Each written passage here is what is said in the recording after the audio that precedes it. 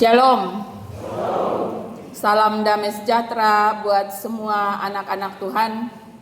Kita mulai memasuki minggu sengsara kelima, semakin dekat kita ke salib. Kekasih Tuhan sekalian, firman Tuhan yang terbaca bagi kita di minggu kelima ini akan berada di bawah tema memuliakan Allah dalam penderitaan.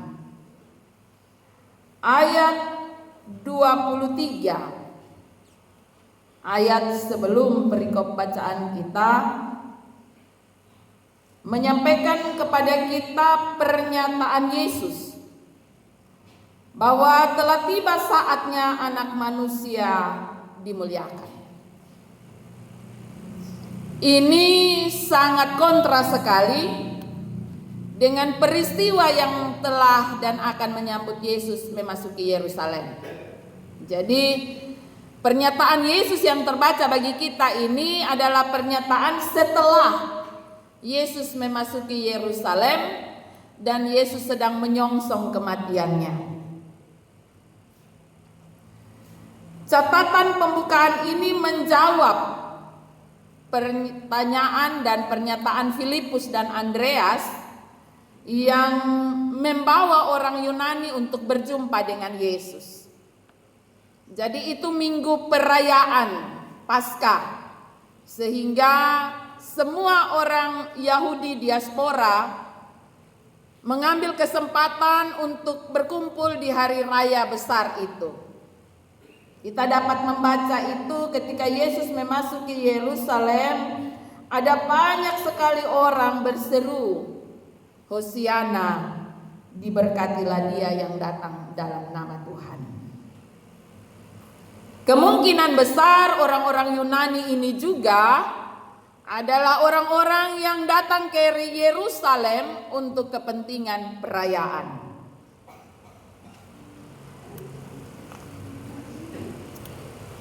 Di sini Yesus menjelaskan tentang arti kedatangannya. Ketika kepada Yesus disampaikan bahwa ada orang-orang Yunani yang mencari dia tidak langsung berjumpa dengan orang Yunani tersebut, tetapi justru ia menjelaskan, ia mengawali dengan mengatakan saatnya anak manusia dimuliakan.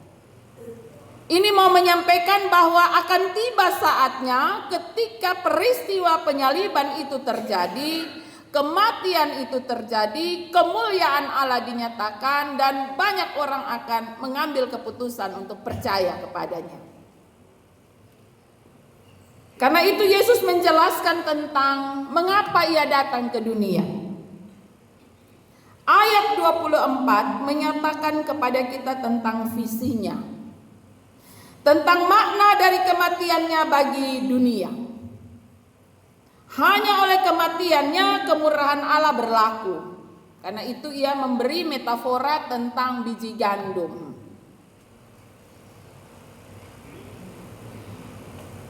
Jikalau biji gandum tidak jatuh ke dalam tanah dan mati, ia tetap satu biji saja. Tetapi jika ia mati, ia akan menghasilkan banyak buah. Ini mau menyatakan bahwa hanya oleh kematiannya kemurahan Allah berlaku bagi banyak orang. Melalui kematiannya kemuliaan dan kemurahan Allah dinyatakan. Di sini Yesus sedang berbicara tentang ketaatan kepada Allah dan rencana besar Allah bagi dunia. Pernyataan ini menjawab Andreas dan Filipus tentang keselamatan yang sedang dikerjakan oleh Yesus. Itu berlaku bagi semua orang, termasuk bagi orang Yunani yang sedang mencari Yesus. Yesus mau bilang bahwa apa yang nanti ia akan kerjakan, kemuliaan Allah akan dinyatakan, dan keselamatan itu berlaku bukan saja bagi umat pilihan yang disebut sebagai bangsa Yahudi, tetapi juga secara universal berlaku bagi semua orang, termasuk orang Yunani yang dianggap kafir bagi orang Yahudi. Dan ia mau mengajak kepada semua umat Tuhan, semua kalangan, untuk memiliki iman yang sungguh-sungguh percaya kepada karya Yesus. Ayat 25, Yesus memberi pernyataan berupa nasihat yang ditujukan kepada semua umat Tuhan. Jadi pada bagian ini ada 3 pokok yang disampaikan oleh Yesus dalam pernyataannya. Yang pertama, yang ia sampaikan apa yang akan ia kerjakan bagi dunia, yang ia upamakan sebagai biji gandum. Yang kedua, dia memberi nasihat bahwa setelah ia melakukan segala sesuatu, apa yang mesti menjadi respon dari umat Tuhan. Itu terjawab di ayat 25 dan ayat 26. Apa yang mesti dilakukan oleh para pelayan Tuhan. Ya, ini 3 hal ini menjadi pokok pernyataan Yesus dari ayat yang ke-24,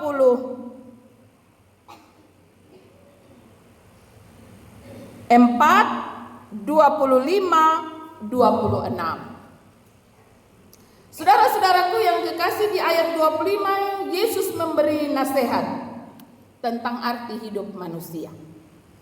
Ia mengatakan bahwa baginya ketaatan kepada kehendak Sang Bapa lebih penting, sehingga ia sendiri tidak menyayangkan nyawanya.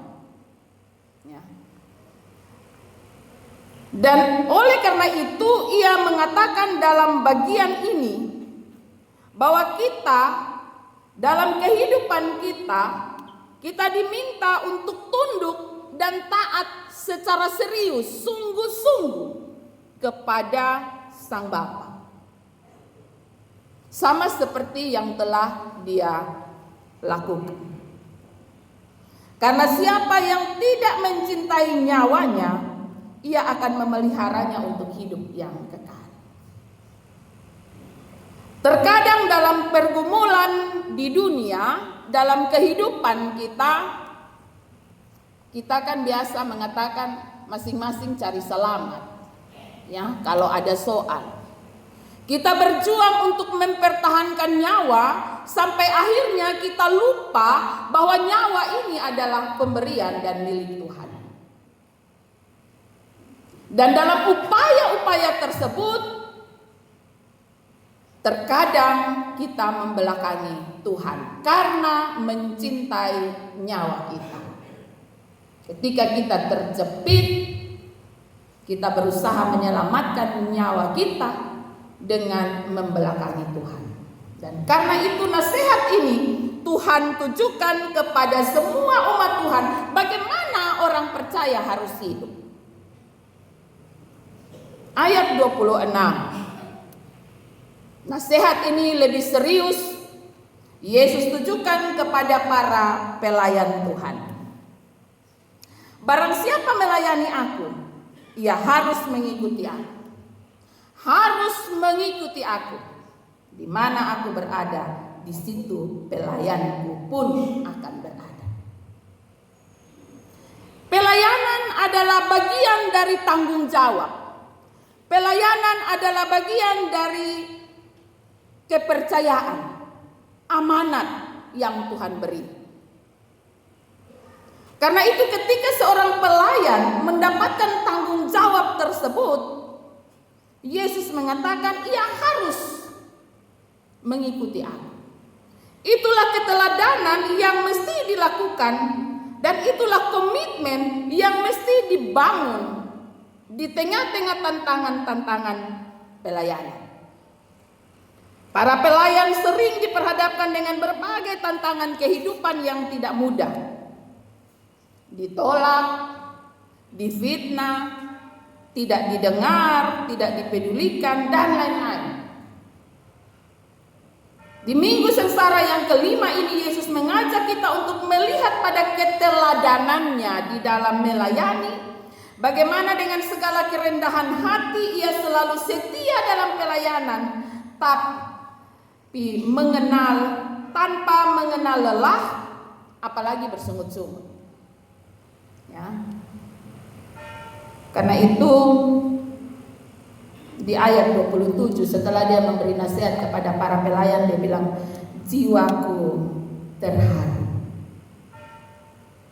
Saudara-saudaraku yang kekasih, selalu setia dalam pelayanan tanpa mengenal lelah adalah merupakan bagian dari nasihat Tuhan, dan ia menjanjikan bahwa dalam kesetiaan dan ketaatan melayani, setiap pelayan Tuhan dihormati oleh Sang Bapa. Ini luar biasa Botong disapa Botong dikasih tanggung jawab. Botong orang berdosa dan tidak layak, tetapi Tuhan memberi amanat untuk melayaninya. Dan ia menjanjikan di ayat yang ke-26 bagian terakhir, barang siapa melayani aku, ia akan dihormati Bapa. Luar biasa. Itu sebabnya Matius 25 dia bilang, ketika hamba-hamba yang setia itu datang, pintu terbuka dan Sang Tuhan mengatakan, marilah masuk hai hambaku yang setia, masuklah dalam kesukaan Tuhan. Sesuatu yang indah, sesuatu yang luar biasa yang hanya bisa terjadi bagi mereka yang setia dan taat dalam pelayanan. Saudara-saudaraku yang kekasih, tentang kesetiaan dan ketaatan itu tidak mudah. Karena itu Yesus berkata, jiwaku terharu. Ada kepedihan dalam pernyataan Yesus ini, bahwa tantangan tentang penolakan menjadi sesuatu yang begitu berat, dan itu bukan alasan untuk terus melanjutkan karya pelayanannya. Sehingga dengan tegas di ayat 28 Yesus mengatakan, Bapa, muliakanlah namamu. Saudara-saudaraku yang kekasih, janji indah yang Yesus berikan bagi kita di minggu sengsara yang kelima ini, saya mencatatnya ada 4. Nanti papa mama pulang, kau baca ulang. Mungkin ada lebih, tapi saya terlupakan atau terlewati oleh saya. Yang pertama, janji Tuhan ini, siapa yang lebih mencintai Sang Bapa lebih daripada nyawanya sendiri akan dihormati oleh Sang Bapa. Itu kita membacanya di ayat yang ke-25. Ya. Yang kedua, Yesus berjanji kepada para anak-anak Tuhan, terutama para pelayannya, di mana ia berada, di situ pelayannya berada. Amin. Para pelayan presbiter, amin. Di mana dia berada, di situ para pelayannya berada. Nah, itu setia. Setia sampai akhir.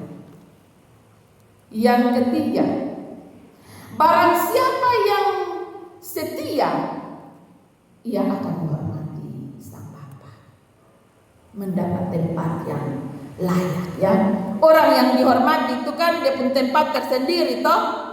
Jadi kalau kotong buat acara, kotong kas keluar undangan, pasti ada undangan tertentu yang kotong tandai, sehingga yang bagian sambut tamu tuh kotong suka ingat.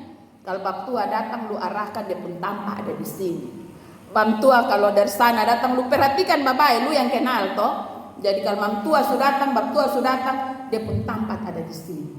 Dilayakan, mendapat penghormatan dari Sang Bapa. Ini sesuatu yang luar biasa.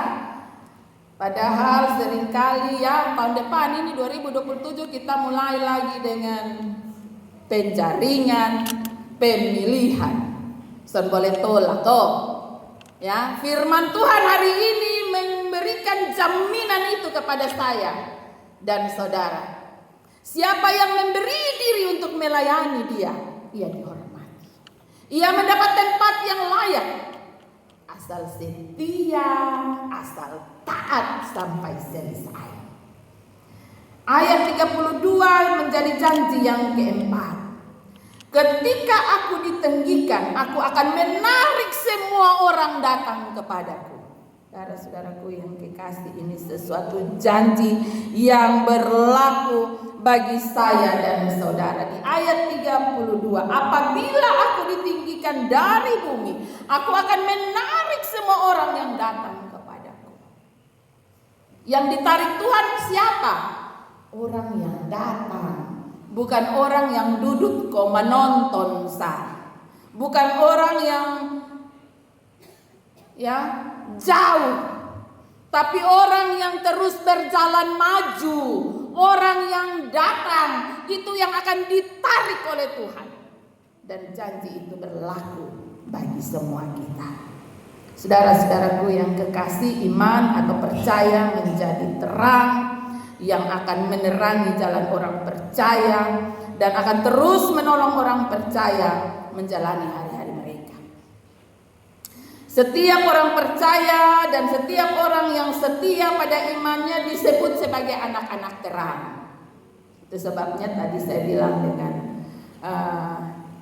Mama Kanona, kita baca terus sampai selesai perikop ini, sampai ayat 36, agar kita dapat mendapatkan rema dari firman Tuhan ini secara lengkap.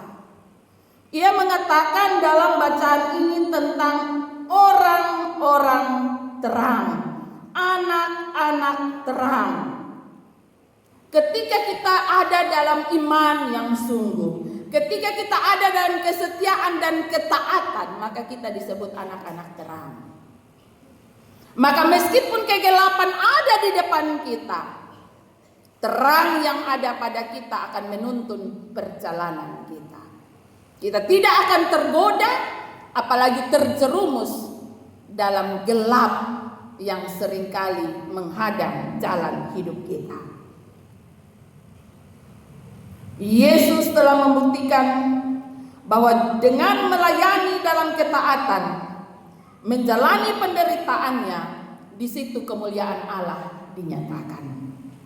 Maka di sepanjang minggu sengsara ini, umat Tuhan terus diingatkan untuk tetap memilih ketaatan di sepanjang jalan hidupnya, untuk terus serta mampu memuliakan nama Tuhan. Jalanilah kehidupan ini dengan penuh rasa syukur dan muliakanlah Tuhan dalam hidupmu.